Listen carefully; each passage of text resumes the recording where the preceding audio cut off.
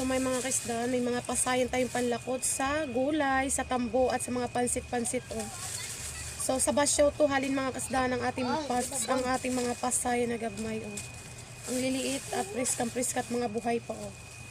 Yan oh. Syempre meron din tayo nakuhang mga pagot. So mga buhay pa talaga mga kasda no. So masarap siyang paksiwan ng mga pagot oh. So nalabas lang talaga sila pag baskog yung mga hangin. Ayun oh. Mga buhay pa oh. Gahiwag-hiwag pa oh. Yan ang ating pagot oh. Buhay pa. Isa oh. Ang dami mga pagot ngayon oh. Ano tanga oh? Oh. Buhay na buhay mga kasdaan oh. Oh, gahiwag-hiwag. Gahiwag-hiwag. Kita mo? Buhay pa. Mga buhay pa mga pagot oh. Oh? Oh. Buhay pa. Buhay pa? Oh. Buhay pa na buhay oh. Wow, bumakahan pa. Oh. Gahiwag-hiwag. Ito pa oh. Oh, di ba? Mga buhay pa yung mga pagot. Mga buhay pa.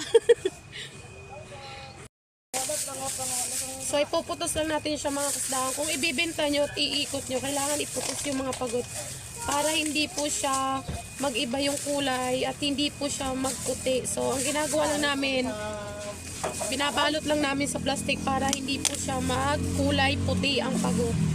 At para hindi po siya hindi siya malubog. So ganyan lang ginagawa namin, pinuputos-putos namin. So kapag may bumili customer, kinukuha lang namin sa aming plastic. Ayun o, yan. Putos natin para hindi mag-iba ang color. So masarap pa rin Masarap pa rin ang pagod kong friska, taksiwang kasi mananamsat na tamis talaga. Oh?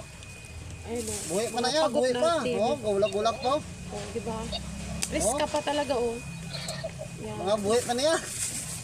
Oh, yan o. So, putos lang natin. Mga dagko ta na yun. Oo. Dagko. Yan. So marami mga customer tayo, mga suki na nagatawag sa ating mga pagot. Ay. Ayan o. Ay, kuha mo, pre. Kuha mo. So dito yan mga kasdaan sa Basyaw ng Rojas City, Capiz. Dito kami nakuha sa amin suki kay ate.